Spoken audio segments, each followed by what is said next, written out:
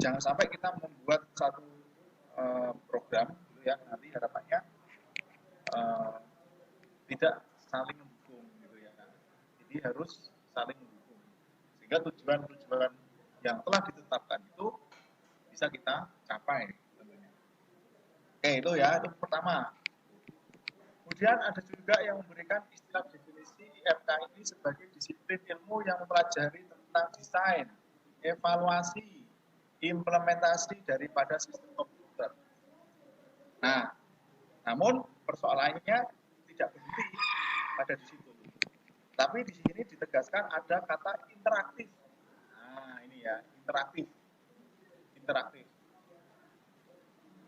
Untuk dipakai oleh manusia serta studi tentang faktor-faktor utama dan tingkat interaksi. Jadi sebetulnya banyak hal sih ya yang harus kita pelajari sebetulnya kalau mau baik dan sempurna gitu ya. Jadi tidak hanya cukup desain, kemudian evaluasi, diimplementasikan, selesai, tidak. Tetapi di sini harus ada interaksi. Apakah betul program yang kita buat atau yang kita berikan kepada orang itu sudah interaktif, gitu ya? Ya ditanya aja, gitu ya, ditanya atau istilahnya dievaluasi, gitu ya. Benar nggak? Kira-kira informasinya itu mudah dipahami, ya? Betul nggak?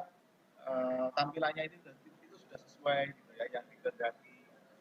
Jangan-jangan tampilan yang kita buat itu malah justru lebih membuat penggunanya ini semakin sulit untuk mengoperasionalkan. Itu kan juga bisa.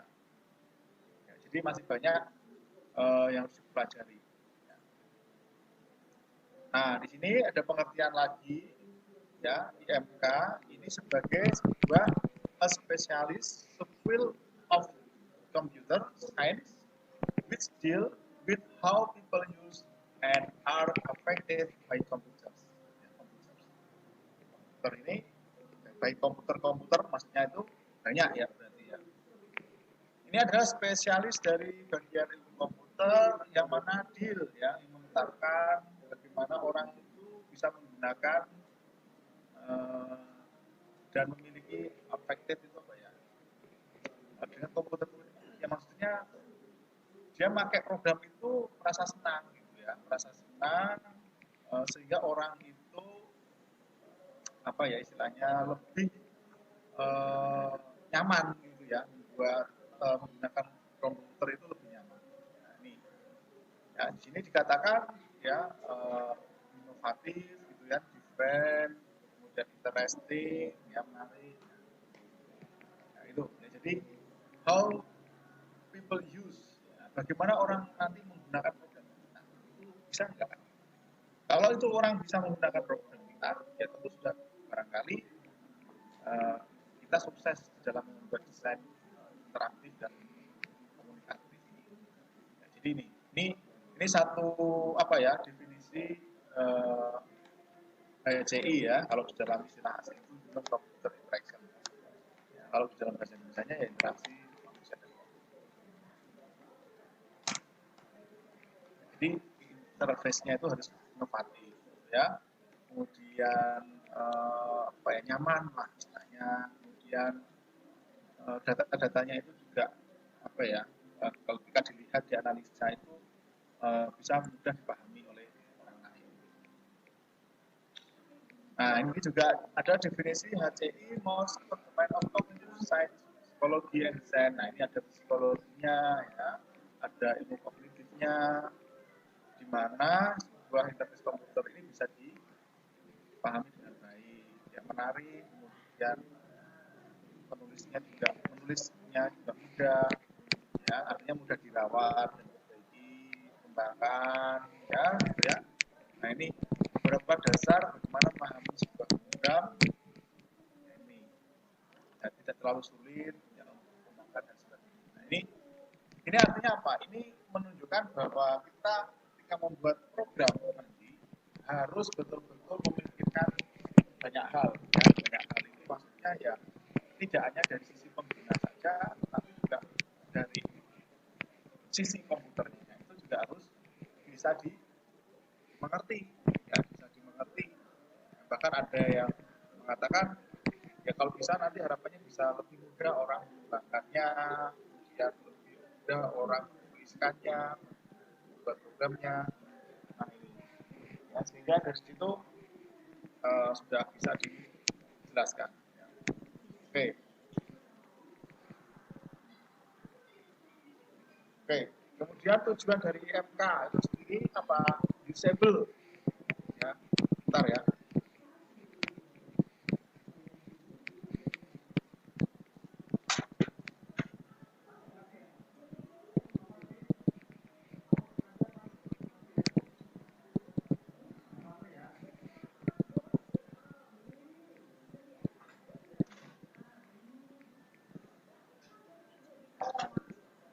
Dari situ kan.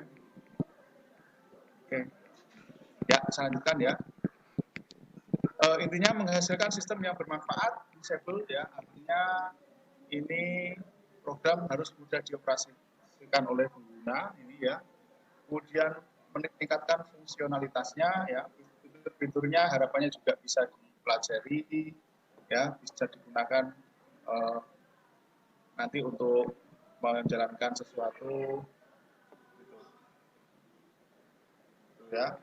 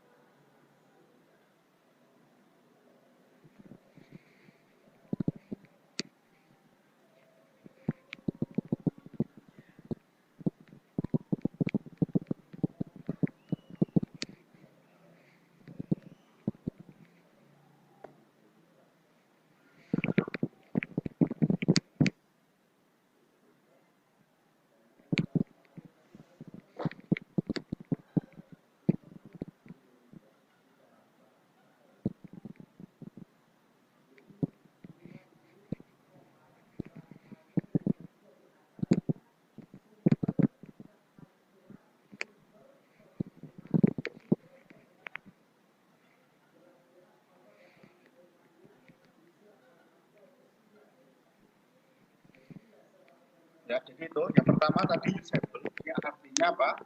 Artinya itu memiliki manfaat dan mudah digunakan, ya, dioperasikan oleh siapa? Oleh pengguna. Ya, pengguna nanti yang akan menggunakan. Kemudian yang kedua adalah meningkatkan fungsionalitas. Ya, jadi fitur-fitur yang ada di sistem itu harusnya juga mudah dipelajari, ya, semudah mungkin dipelajari dan semudah mungkin dipahami oleh penggunanya. Itu yang ketiga, keamanan itu juga perlu dilengkapi, ya, dibuat supaya apa ya, orang ketika menggunakan itu nyaman, ya, tidak berpikir bahwa data yang nanti dipakai gunakan itu nanti akan disalahgunakan, ya. Jadi tidak boleh begitu saja buat programnya, tapi misalnya tidak ada autentifikasinya, tidak ada istilahnya otorisasinya, ini juga tidak boleh seperti itu. Kenapa harus ada login gitu ya, supaya tahu bahwa data itu sesuai dengan keperuntukannya ya. Jadi level admin tentu berbeda dengan level operator ya, level operator tentu berbeda dengan level user biasa gitu. Ini menunjukkan bahwa setiap pengguna itu memiliki apa namanya akses masing-masing, dan ini akan tentu lebih baik ya, sehingga tidak apa ya saling nanti ya seperti di sistem akademik kita ya, ada apa namanya, ada user biasa gitu kan, kemudian ada operator, kemudian ada apa namanya akademik apa kaprodi gitu ya, ada admin. Nah, efektivitas dan efisiensi ini juga perlu di apa namanya dibuat atau ditingkatkan ya, produktivitas kerja ini dari penggunanya dan sistemnya harus berfungsi dengan baik gitu ya, sehingga kalau bisa ini teman-teman harus apa namanya memperhatikan ya efisiensi dan efektivitas daripada program yang kita buat. Betul nggak program yang kita buat itu bisa meningkatkan kinerja mereka. Jadi jangan sampai nanti kinerja atau produktivitas pengguna itu sendiri malah justru menurun. Ya, ini juga perlu dilihat. Ya, sejauh mana kira-kira dengan program yang akan kita buat nanti itu berdampak gitu ya, atau produktif nggak istilahnya begitu. Jadi jangan sampai nanti program kita itu malah justru memberikan satu efek kemunduran, gitu ya. Kenapa harus apa namanya, aturannya kenapa harus seperti ini? Yang manual aja seperti ini, kenapa harus di sistem seperti ini? Nah, ini akan memberikan dampak negatif atau buruk pada pengguna itu sendiri. Sehingga tujuan kita membuat sistem itu harus lebih mudah dan memudahkan tentunya. Jadi jangan malah mempersulit. Nah, ini perlu dipikirkan kembali gitu ya. Oke, nah pada prinsipnya ketika kita berbicara IMK itu ada ruang lingkupnya, ya, manusia, komputer, dan interaksi. Ini, ya, manusia, komputer, dan interaksi. Ini tolong diperhatikan. Tiga ini harus menjadi pijakan kita atau dasar kita di dalam apa namanya bekerja. Ya. Jadi ya manusianya dilihat, kemudian komputernya juga komputernya juga harus dipikirkan gitu ya. Kemudian proses-prosesnya, interaksi itu maksudnya dari sisi tampilan itu juga harus nanti betul-betul diperhatikan, gitu ya, harapannya begitu. Jadi jangan terus dari sisi komputernya bagus gitu kan, dari aspek kognitif ya, tadi kan di depan ada berbicara masalah psikologi ya, aspek kognitifnya ini nggak dapat juga sama. Maksudnya itu bahwa ketika menggunakan komputer itu juga harus ada unsur perasanya gitu ya. Psikologi ini maksudnya perasa atau nyaman nggak gitu. Jangan sampai nanti membuat program itu malah justru membuat pusing ya, membuat satu aspek kognitifnya ini tidak dilihat. Ini jangan sampai seperti itu. Itu harus betul-betul interaksi ini juga menjadi perhatian teman-teman gitu ya. Jadi gitu. Jadi nyaman itu harus nomor satu. Ya, oke. Nah, ini teman-teman ya. Jadi manusianya itu juga perlu diperhatikan.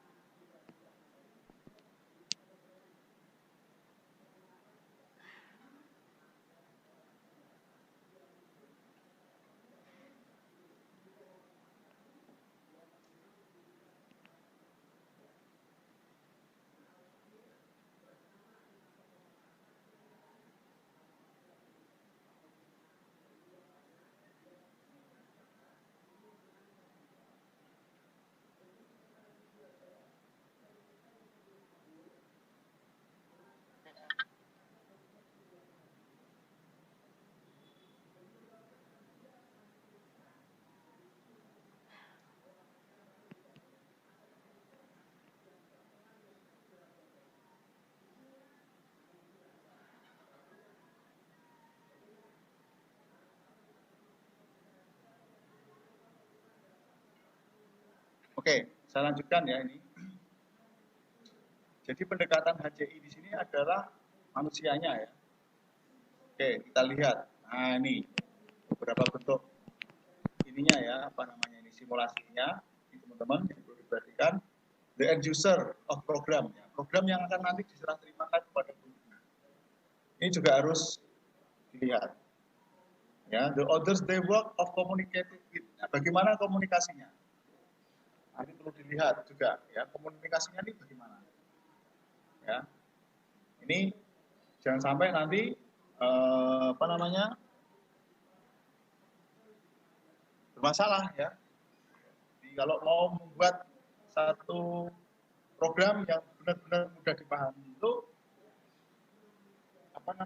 istilahnya komunikasi kita jangan sampai bermasalah. Enggak, maksudnya begitu ya. Sehingga komunikasi ini menjadi peranan penting ya di sisi manusianya, di sisi apa ya penggunanya gitu ya, maksudnya. Jadi komunikasi ini memang menjadi faktor yang paling penting, ya. Jadi gitu. Jadi apa namanya yang harus diperhatikan. Komputer. Nah ini bagaimana program itu dijalankan. Nah, ini juga perlu dipikirkan juga. Kebutuhan hardware softwarenya ready nggak gitu ya, mendukung nggak gitu ya. Kalau misalnya kita menggunakan web, apakah orangnya ini ada internet ya, misalnya ada programnya ini gitu ya, sehingga mesinnya ini ada nggak, komputernya ada nggak, ya itu. Kemudian, nah ini split between client and server. Jadi client dan servernya ini kira-kira ada nggak gitu ya. Jadi harus dipenuhi ya semua kebutuhan baik hardware maupun softwarenya. Nah, jadi ini sebetulnya menunjukkan bagian-bagian yang harus apa ya istilahnya disiapkan ya. Kalau di sisi manusia itu program industrinya ini perlu dilihat lagi gitu ya. Kemudian komunikasinya bagaimana. Dan kalau di sisi komputer itu kebutuhan-kebutuhan akan program bagaimana untuk nanti menjalankannya, kemudian perlu kesepakatan ya nanti siapa yang bertindak sebagai klien, siapa yang bertindak sebagai server, ini juga perlu apa namanya ya pengawalan dan pemberitahuan gitu ya. User tell the computer what they want. Interaksi ini ya. Pengguna ini akan apa ya istilahnya ditanya ya kira-kira komputer atau program yang seperti apa yang diinginkan. Ya. Ini ditanya ya, kalau bisa ditanya. Komputer communicated rules ya. Komputer ini nanti berkomunikasinya dengan Tuhan. Ya, jadi makanya ada istilah bukan manusia yang mengatur komputernya, programnya atau sistemnya, tapi sistem yang mengatur perilaku daripada human-nya. Ya, gitu ya. Kan ada istilah tuh, ini programnya sulit. Bukan sulit sebetulnya. Ya karena kita belum terbiasa dan beradaptasi saja. Gitu ya. Nah, jadi itu. Jadi ada istilah sistem yang mengatur. Nah, jadi ini sebetulnya interaksi sistem yang mengatur. Gitu.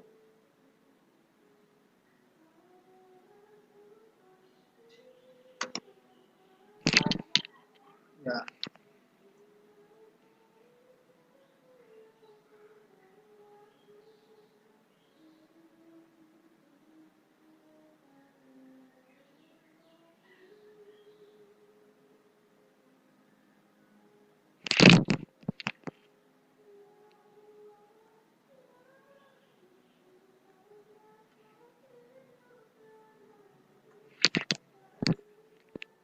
Oke, kemudian ini manusia, ya ini tadi secara umum ya. Kemudian ini manusianya, bagaimana nih manusianya? Apa yang harus dilakukan?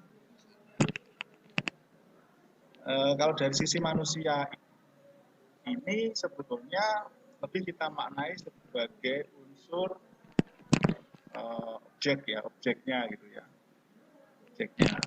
Contohnya di sini yang nanti memakai komputer, ya, yang memakai komputer ya, atau yang berinteraksi. Ya. Nah, kita perlu pahami bahwa karakter manusia di sini itu banyak berbeda-beda jenisnya. Jadi mohon apa ya kemampuannya ini juga harus perlu diperhatikan. Gitu. Jadi ada yang orang pakai komputer itu belum pernah sama sekali megang mouse. Nah, itu kan sangat mungkin, ya enggak? Mungkin enggak kira-kira gunanya itu gaptek gitu. Sangat mungkin sekali ya. Sehingga karakteristik dari masing-masing pengguna ini harus diperhatikan juga. Gitu ya. Jangan kita melihatnya semuanya bisa menggunakan komputer. Nah, ini salah sebetulnya. Maksudnya daripada slide ini seperti itu. Ingat, kemampuan pengguna kita itu masing-masing. Ya, jadi jangan dianggap sama. Ya, karena nanti kalau kita menganggap sama, ya repot juga. Nanti ada yang mungkin input data itu sehari bisa selesai. Tapi juga ada orang yang menginput data itu berjam-jam tidak selesai. Nah ini pernah terjadi ya, pernah. Gitu ya. Jadi dia megang komputer aja mungkin gemeteran, ya. Kemudian apalagi melihat data yang kita pindah, yang tadinya manually dalam bentuk tercetak di kertas, kemudian kita berusaha untuk masukkan kepada komputer. Ini butuh effort, ya, butuh penyesuaian. Ini jadi apa ya istilahnya teman-teman harus melihat itu juga gitu ya. Kemudian tingkat pemahaman masing-masing pengguna beda-beda. Ini ada yang awam, user, menengah, user dan mahir, sophisticated user. Kalau dapat orang yang mahir, yang paling tidak Office dia pernah pakai lah gitu ya. Ini nggak apa-apa gitu ya. Tapi kalau yang baru nyentuh ya kayak mohon maaf ya kayak mungkin orang tua kita misalnya ya orang tua kita yang pendidikannya mungkin sarjana atau minimal SMA mungkin masih bisa ya tapi orang tua kita yang pendidikannya mungkin SD SMP tidak selesai misalnya nah itu kan akan jauh lebih sulit ya untuk menggunakan dan tentu di sini butuh tadi ya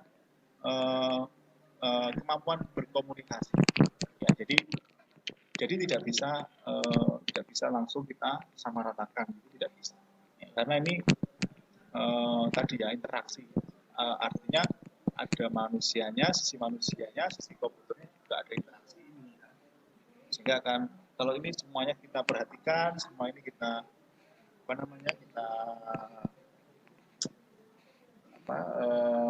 padukan gitu ya nanti akan memperoleh satu hasil yang saya kira cukup efektif.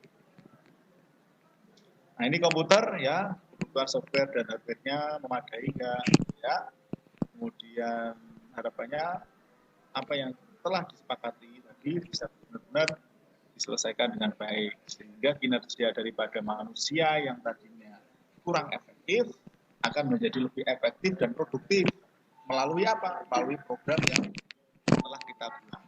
Nah, jadi itu. Jadi kita membuat program itu harus punya tujuan. Nah, kalau nggak punya tujuan nanti repot juga.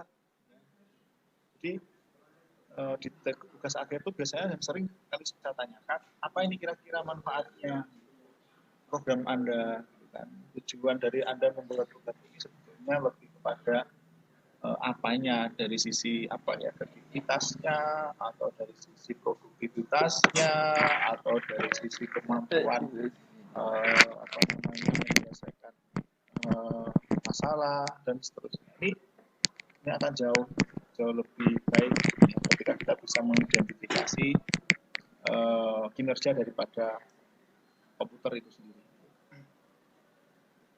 Nah, jadi pertama itu tadi dukungan hardware dan software memadai atau tidak. Yang kedua betul nggak komputer yang atau program ini kan program sebenarnya ya, program yang betul-betul kita nanti akan kerjakan itu betul-betul bisa menyelesaikan tugas-tugas manusia dan membuat kerja manusia lebih efektif melalui program. Ya, itu. Nah ini ya sebenarnya antar muka seperti apa yang diinginkan oleh user. Di antar muka yang sebetulnya diinginkan oleh user itu yang bagaimana? Ini mohon bisa direnungkan ya. Jadi jangan sampai nanti apa ya istilahnya kita salah ya memahami. Ya. Antar muka harus user friendly. Nah, ini yang pertama. User friendly itu bagaimana? Bagus, yang mudah dipastikan, mudah dipelajari dan pengguna tentunya merasa senang. Nah, ini yang harus digaskan ya, yang harus diutamakan ya. Bagus saja belum cukup. Ya, mudah dioperasikan juga belum cukup. Ya, mudah dipelajari juga belum cukup. Ya, penggunanya senang enggak? Nah, ini. Tapi penggunanya senang itu sebetulnya unsurnya 3 ini gitu ya. Jangan berharap penggunanya senang kalau antar mukanya jelek. Misalnya kan tidak mungkin ya programnya sulit dioperasikan atau dijalankan ya.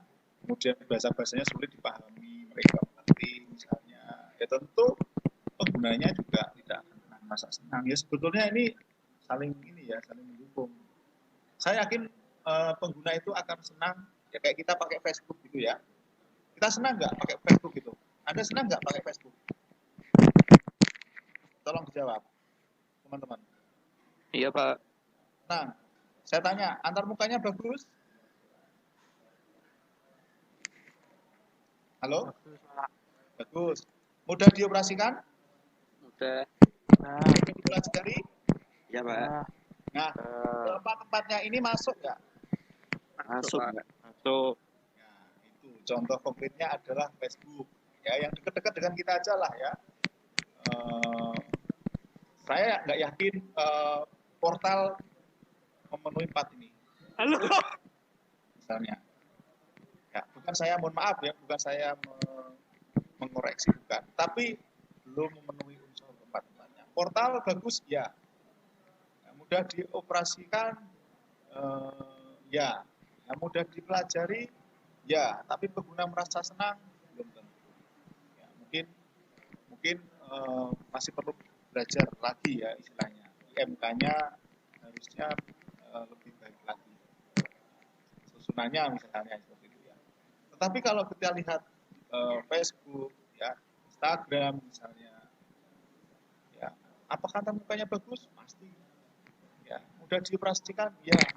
Dipelajari, apalagi. Ya, buktinya Anda posting terus gitu tiap hari. Ya enggak? Kemudian Anda merasa senang? Ya. Begitu. Apakah Anda pernah log out dari Facebook? Jarang, ya enggak, teman-teman? Ya, Pak. Jadi tidak pernah log out ya. Jadi hampir semuanya masih on, masih on atau stay di halaman utama. Nah, ini bikin bisa nggak kira-kira Anda bisa bikin seperti itu? Jawabannya ya bisa. Ya, tinggal nanti apa ya istilahnya jam terbangnya aja diperbanyak dan jangan mudah untuk berhenti belajar. Intinya begitu. Ya, karena tadi banyak aspek yang harus kita pelajari. Oke, ya gitu. Nah, antar muka manusia dan komputer yang bagaimana lagi? Ya, ini apa ya ini?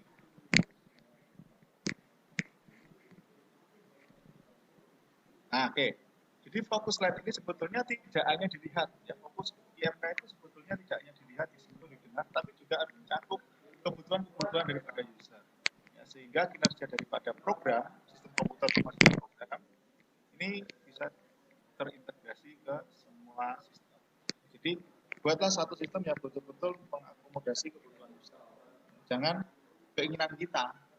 Bisa jadi apa yang menjadi kebutuhan user, keinginan kita itu belum tentu dibutuhkan mereka. Kan gitu. Kita mintanya ini, ya kalau dipakai. Kalau enggak, kan lebih baik kita bikin yang mereka butuhkan, yang bikin yang mereka inginkan saja. Gitu. Itu aja lebih baik.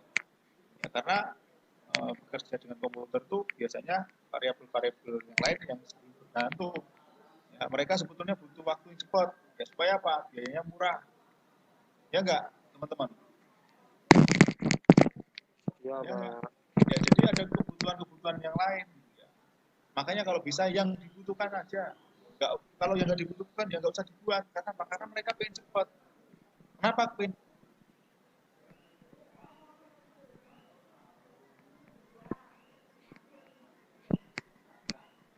cepat? Ya karena dananya minim. Ya, karena anggarannya mau bikin macam-macam, mereka sudon. Ya mereka sudon dulu. Jangan-jangan nanti program mahal. Bisa jadi seperti itu. Tapi alangkah lebih baiknya kalau mereka menginginkan atau memberikan satu kebutuhan tertentu, ya sudah. Tenang, jagung. Saja kita jadikan dasar untuk bekerja. Kemudian interface dibuat harus jagung memudahkan lain. pengguna. Nah ini ya. Jangan memudahkan kita. Apa ya? Balik ya. Betul. Saya tanya, ini betul-betul sudah diuji mas ya? Belum pak. Nah, kalau belum berarti ini tidak dimudahkan. Karena telah ukurnya ada membuat program. Jadi kalau bisa, kenapa harus ada implementasi dan pengujian gitu ya, supaya betul-betul program itu nanti pengguna orientasinya. Ya. Jadi jangan kita sebagai pemrogram orientasinya. Kalau kita sebagai pemrogram, ya mudah, ya karena kita yang membuat. Ya sekali lagi, ini nanti yang pakai siapa? Itu yang perlu dipikirkan. Kalau yang pakai orang lain, ya berarti program itu harus kita desain semudah mungkin, ya itu tadi unsurnya ada mudah dioperasionalkan, mudah dipelajari, antar muka yang bagus, ya.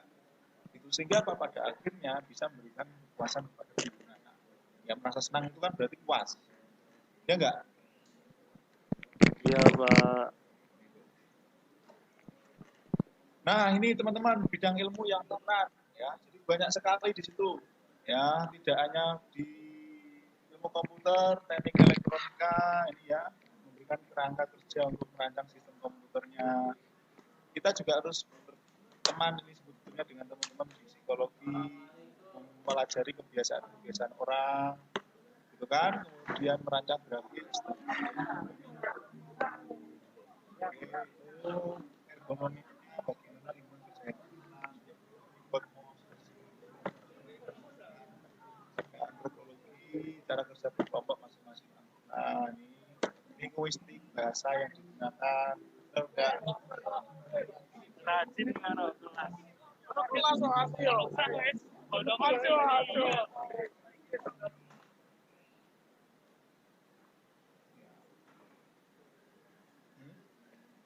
ya. Oke, itu oke, ini how to design a good use. Nah, ini ya.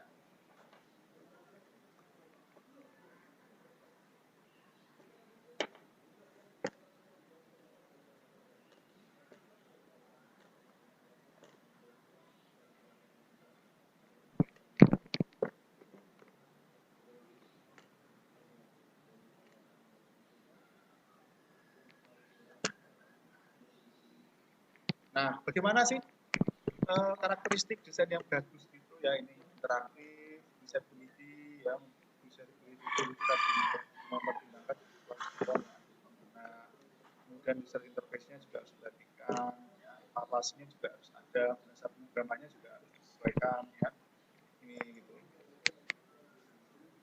Nah, ini contohnya ya, SIM, membingungkan, SIM, tahu ya SIM ya, artinya SIM apa? Ada yang tahu SIM? SIM itu artinya apa? Ayo. Ada yang tahu SIM artinya apa?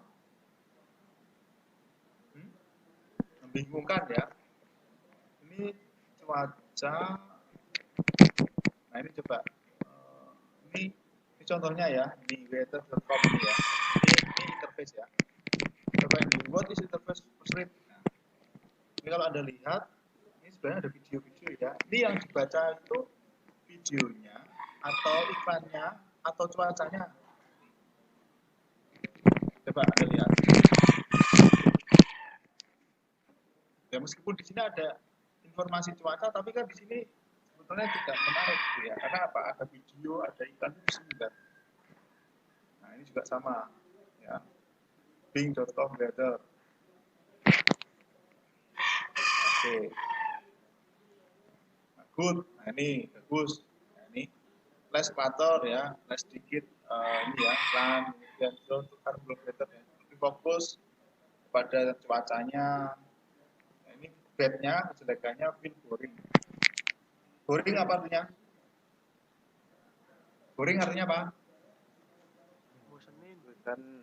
Bosenin gitu ya, ini bosankan ya, karena semuanya seperti ini terus. Nah, ini Yahoo, ya, ini ya, Yahoo. Bentuknya estetik ya, estetik itu apa ya, menarik gitu ya. Tipografinya bersih, tidak ada ini ya. Bednya, image-nya terlalu besar ya, dia gambarnya yang baca, tapi mengesampingkan ininya apa namanya cuacanya. Gitu ya. Nah, jadi ini beberapa desain interface yang saya kira ya ada sisi positif dan negatifnya. Nah ini ya goodnya itu ya tipografi estetik gitu ya, background ya. Oke, nah, ini juga nih ya, cuaca tapi yang baik. Nah kesimpulannya pada akhirnya adalah IMK ini fokus kepada banyak hal yang bisa kita pelajari. Tidak hanya dari sisi desain atau tampilan, tapi juga perlu dilihat aspek-aspek sosial lainnya, ya, atau aspek-aspek keilmuan lainnya, gitu ya, aspek-aspek keilmuan ini, ya, psikologi. Oke. Itu. Kemudian IMK ini apa? Fokus pada user interface. Ya ingat, bagus belum tentu menarik. Tapi kalau menarik pasti bagus. Ya, ini contohnya teman-teman. Ya kalau Anda melihat menarik, pasti bagus, tapi belum apa namanya ya istilahnya nyaman dipakai gitu ya. Model password. Baik. Oke, sementara itu dulu yang bisa saya berikan dan saya sampaikan. Sekali lagi ini nanti mungkin bisa dilanjutkan lagi ya di